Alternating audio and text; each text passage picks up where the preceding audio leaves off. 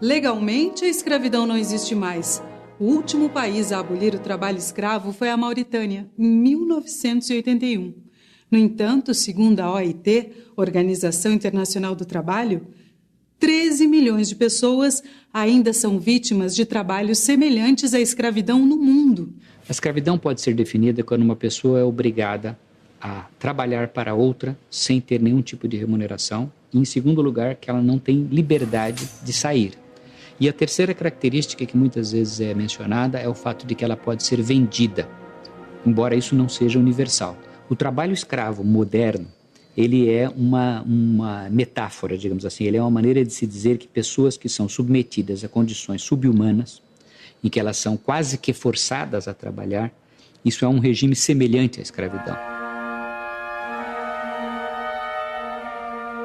Os primeiros relatos sobre o início da escravidão vêm da Antiguidade, no Antigo Oriente, conhecido como Oriente Médio. Pode-se dizer que o trabalho forçado teve várias características que variaram de acordo com o contexto histórico, de acordo com a economia, a política, a sociedade e os valores culturais de cada lugar. Para as sociedades democráticas contemporâneas, pode parecer estranho, mas na antiguidade a escravidão era uma prática de Estado, com regras bem definidas e aceitas por parte da população. Uma das primeiras formas de um povo subjugar o outro a trabalhos forçados era por meio de guerras, de conflitos. Guerreiros e povos derrotados tornavam-se escravos dos vencedores. A escravidão na antiguidade, ela esteve muito ligada ao fato de que as propriedades rurais elas foram crescendo e elas passaram a ter necessidade de grande número de pessoas trabalhando. Essas pessoas, então, eram escravizadas, principalmente de cidades vizinhas ou de outros impérios. Então você tinha que dar conta de uma grande produção. À medida que não se conseguia dar conta dessa grande produção em vista das demandas da cidade, foi-se buscar esse trabalho, essa mão de obra extra escravizada.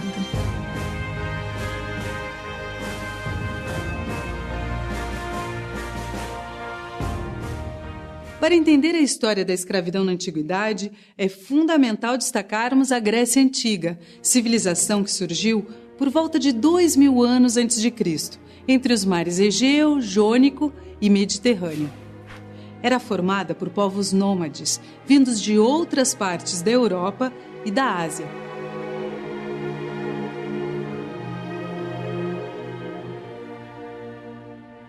A civilização grega deixou traços marcantes no Ocidente, tanto nas artes quanto na filosofia, na arquitetura, na educação, na medicina, na ciência e na política.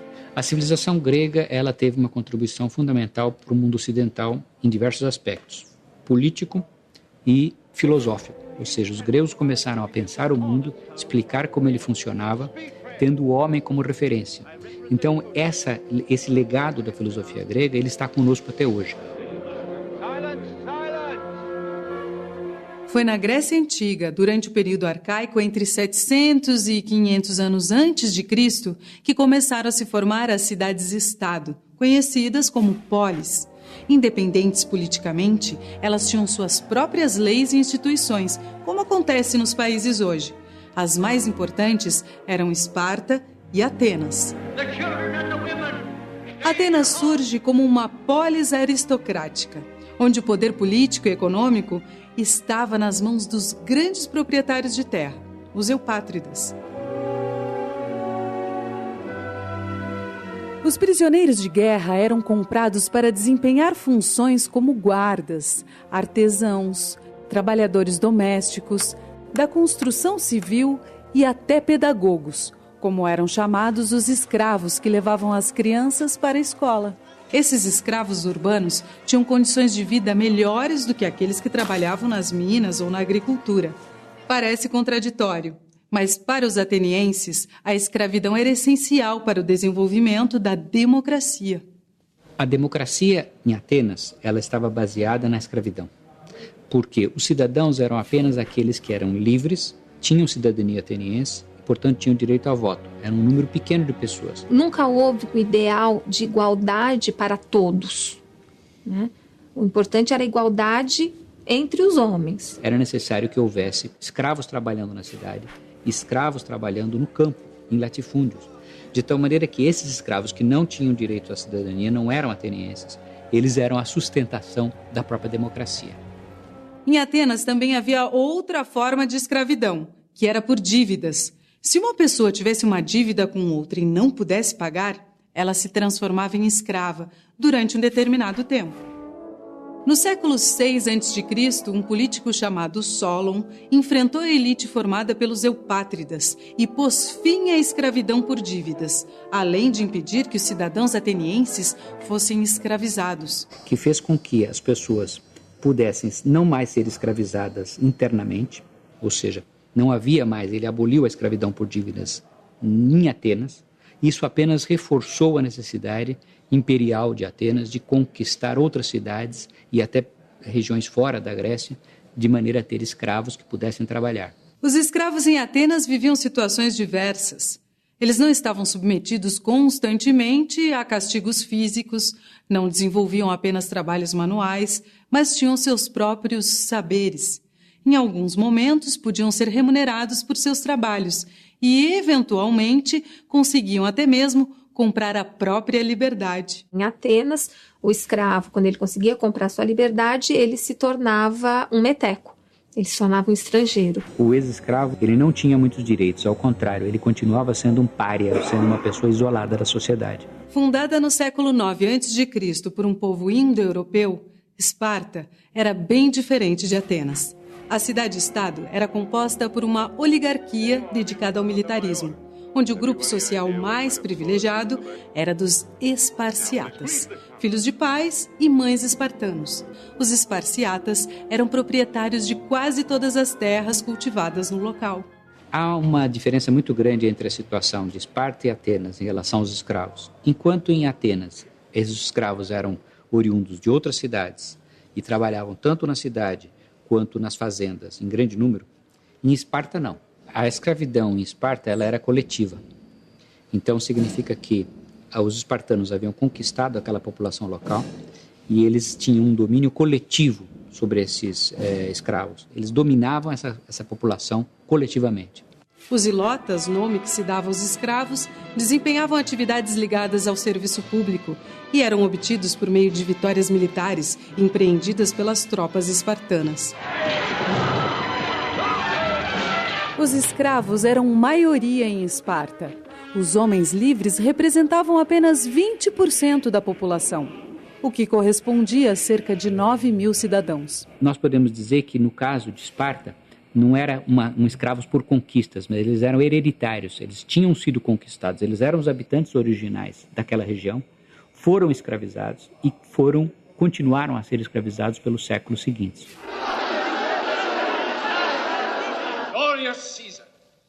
Os gregos eram uma cultura antiga, quando o Estado romano começou a expandir os seus domínios. Nos séculos 4 e 3 a.C., Roma era uma república com características imperialistas. Suas tropas avançavam pela Península Itálica e depois para além dela. No final do século I a.C., o Estado romano já tinha poder sobre grande parte da Europa, sobre o Oriente Médio e o norte da África. Roma teve uma expansão baseada num sistema de guerras, de conquista, mas também de cooptação das pessoas e das comunidades. Eles sempre deixavam uma opção para a cidade, que eles estavam interessados. A cidade poderia se render e se tornar aliada, pagar impostos. Ou, se não se rendesse, seria conquistada. Usando o termo da nossa época, vai praticamente internacionalizar essa lógica da escravidão dentro da cidade-estado, que era aquilo que já existia na Grécia, em Roma. Ela vai ampliar isso como se fosse uma dinâmica mediterrânea. A sociedade romana se organizava entre patrícios, plebeus e escravos.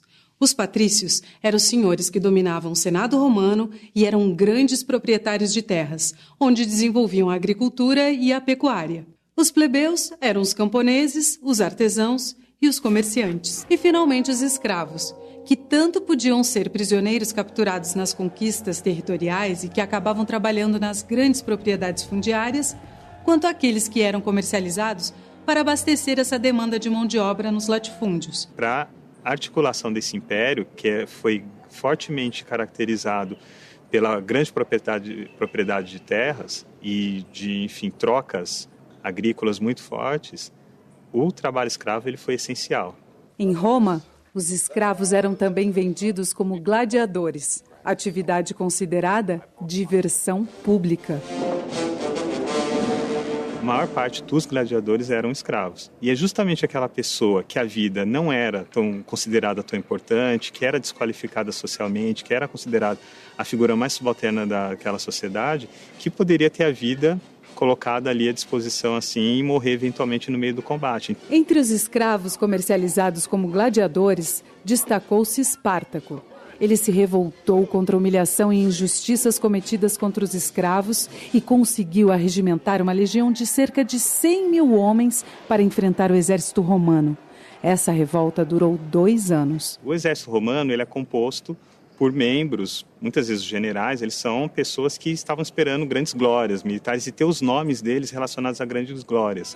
Lutar contra um exército de escravos, para eles era uma coisa que não tinha importância nenhuma. Só que esse exército, ele ia aumentando cada vez mais, então as notícias elas iam ficando cada vez mais, enfim, fortes em Roma, até que eles criam uma grande ação, que foi liderada por Crasso, para eliminar de vez o exército de Espartaco. Em Roma, assim como na Grécia, persistia ainda outra forma de escravidão.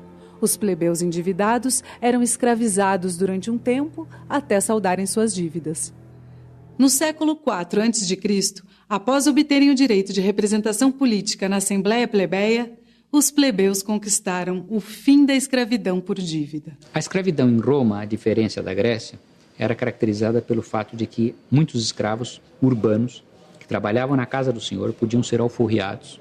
Eram aqueles principalmente que geriam bens econômicos, eram administradores, e eles então eram alforriados e passavam a ter o nome do seu senhor, passavam a fazer parte da família do senhor. E o seu filho tinha pleno direito à cidadania como membro dessa família que o libertou. Uma questão muito importante em Roma é que o escravo em Roma, quando ele conseguia comprar a sua liberdade, a manumissão, ou quando lhe era dado essa liberdade, ele se tornava um cidadão romano. Então esse era um mecanismo de cooptação muito forte e que foi muito importante para o sucesso durante tantos séculos do mundo romano. A escravidão na antiguidade greco-romana ficou na história como uma forma de exploração do trabalho. Outros modos de escravidão existiram nas Américas, na África e em diferentes regiões do mundo ao longo do tempo. Hoje, essa prática já não existe por lei. Conquistas como os direitos trabalhistas e os direitos humanos baniram a escravidão. Mas algumas de suas características ainda persistem. As condições precárias de trabalho e o controle da liberdade são uma realidade para parte dos trabalhadores.